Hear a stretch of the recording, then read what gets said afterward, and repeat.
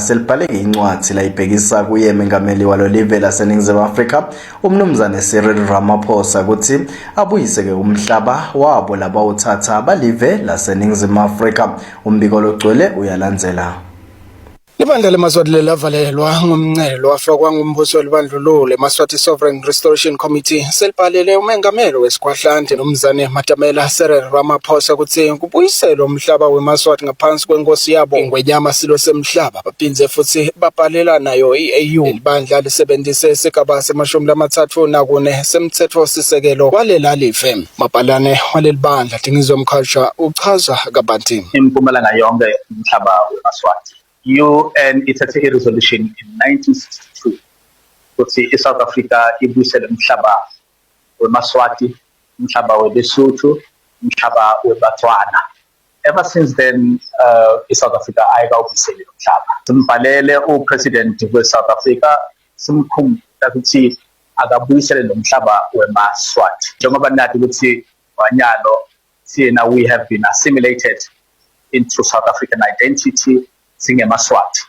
So eMaswati have lost their identity. Umntwana Ngozi Menzo uthi eMaswati lamaningi lavaleleka eMpumalanga abhekana netimo letehlukahlukene ukuthi eMaswati la kumshiyalo wa bangakhona kuya inkosini yabo ngenxa yokuthi liningi leMaswati edencwadi tebuve kanye nemaphepha labagunyata ukuthi bangene eSwatini. Kakhulu ke inkinga lesiyibukile lokuthi atawade eMaswati ukuthi sine sisive sinye nanoma sihlukaniswe ngomncele kunebantwana ke labakhona ngala lokufuneka ukuthi lesinye isikhathi bangene ngekhathi eSwatini labangenawo lamapasi labangenawo nema passport ukuthi baphume lesibukileke ukuthi lo budlelwane bethu sibakhe buqhubeke njengoba bekwendeka itolo.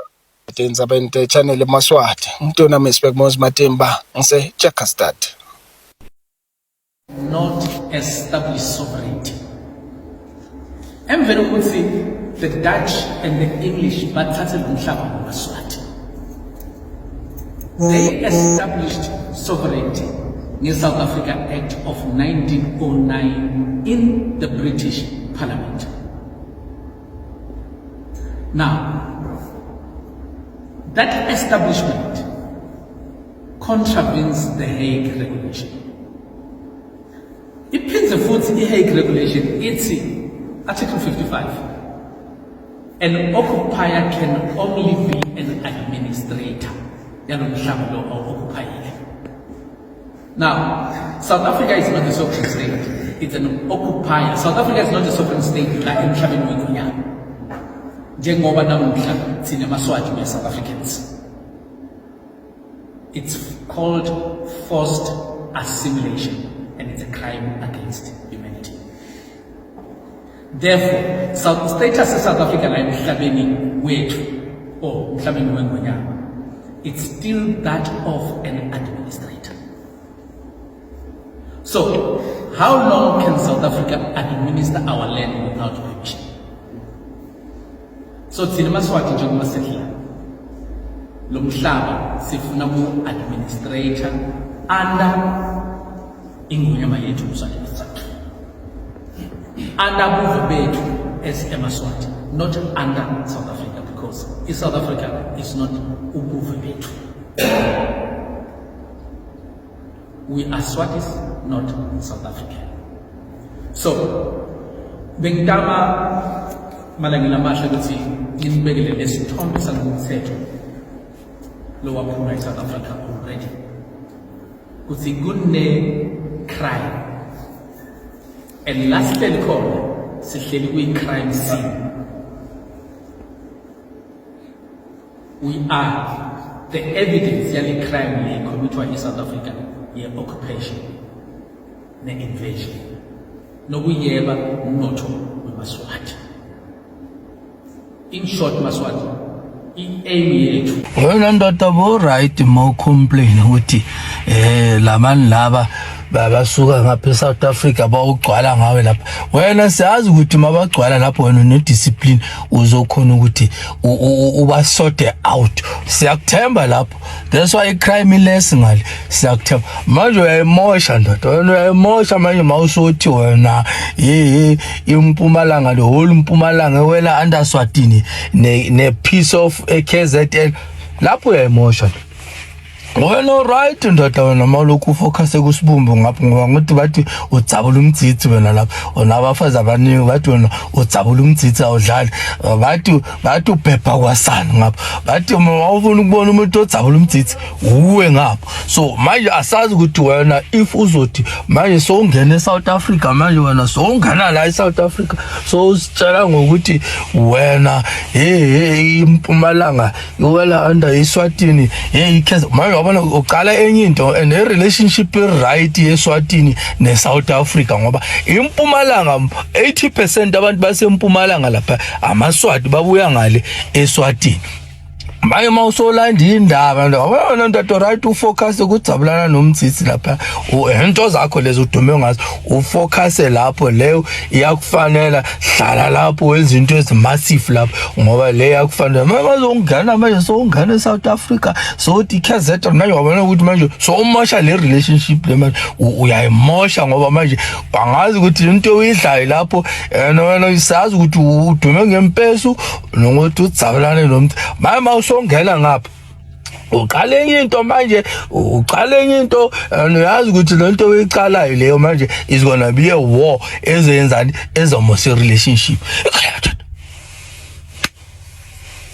mina ngazi ukuthi matatana nina sometimes manihleli lapha matatana nawe so shaya istela ngoba ngathi nina istela into zero ngicabanga ngathi ni relative nalomunye nawe so shaya istela manje so badizi so sitshela ngokuthi part of KZN intoni so sitshela ngokuthi wena intoni impumalanga ndoda phuma lapho wena right to focus ngale ndoda bela ngale uphethe kahle ngale siyakusupporta focusa ngapho wenza into eziright ngalo siyakusupporta ngale ebile wabona le friendship le right ngoba nina niza ngapha nifuna ipassport nabo baza ngapha wabona ukuthi manje i right relationship le manje ngosufuna ukuthi manje uyemoshe ngokuthi wena manje hamba ufaka iskipa ndoda ohlale phansi uyicabange lento ekhuluma ngoba manje siyamosha and manje mawumosha umoshela nalabo abanye abadabula phela pha babeza ngapha ngoba abanye eSwatini lapha bayadabula lapha baze ngapha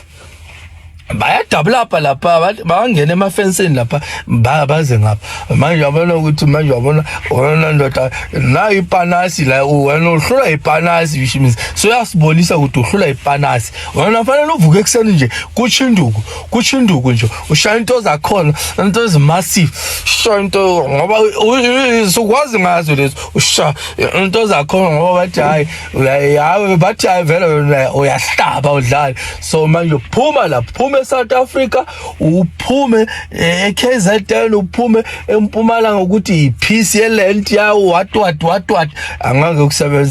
angeke ukusebenzela mina ngiyakhuza ngoba angothi ababona manje bayashisa bayenza march to march amakhanda ayashisa so ungayicala impilo bayeke labantu bayeke focus lapha ukubhebheni well right lapho focus lapho wabona lapho sikunika inombolo ngoba uzabe usothi nasina miss not me mina bayangisukela intoni mina what Jan van Riebeeck was born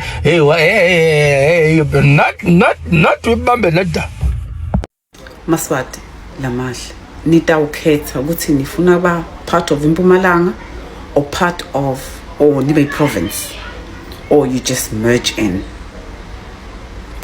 when the borders come down. It's your responsibility. Remember now you're getting involved in this and shaping your destiny. Previously, you were never involved. You had the Border Restoration Committee make decisions for you. They want the land back underneath King Mswati III. And we know Mpumalanga, people from South Africa, Labas in Mpumalanga, KwaZulu-Natal will never want to be part of the Swazi or Eswatini country or that country. So now, let's shape this. The governments need to sit down and figure a way out, but we just need to put the pressure. and demand better. Okay? I-border restoration isebenzela makhosetive nine tisebenzele nine for your children's children. Yenini nathi lethi ngena nyalo tuyaphuthuma nibacoshile bahambile basahamba nanyalo hey inkosi yaseSwatini Mswati the third uthi ufuna indzawo yakhe lelana eSouth Africa uthi impumalanga yonke yakhe uyayifuna back nengcenye yase KZN ngalebo phongolo so uthi uyayifuna yakhe lendzawo leyo ne-United Nation isho njalo ithi yona iSouth Africa ayinikete Mswati indzawo yakhe hey sesizohlala eSwatini sesitawuhola ngemalangeni sanibonani bomnakethu. Here's a map. This is South Africa and this is Eswatini. Or is it? According to the government of Eswatini, the map actually looks like this, showing Eswatini as twice the size we normally see it as. So what's the deal? What's the real map? What are these disputed regions? And why are they disputed? Well, the first map is the real one, the one we normally see, since these two regions are controlled by South Africa. The two regions are called Kangwane, located in South Africa's Mpumalanga province, and Ingwavuma, located in the KwaZulu-Natal province. Eswatini states that these territories were formerly part of its kingdom, but that they were confiscated during colonization and are now occupied by South Africa. In 1982, South Africa actually planned to transfer these two places to Eswatini, then known as Swaziland, as part of a land deal to give landlocked Swaziland access to the sea. However, this move was opposed by the people living in these territories, and thus the transfer never took place.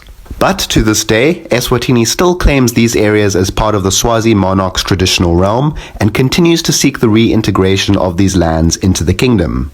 But I mean, good luck with that, because if you compare their militaries, you'll see that the Swazis would need a literal miracle to regain that land. Hello good people, welcome back to this channel. If you are new here, please make sure you do the right thing. You press that subscribe button and hit the notification bell. Good people, please comment your thought below. Tell us what do you think after watching this video. And don't forget to like, share, and subscribe. Kulongile, bye. See you on the next one.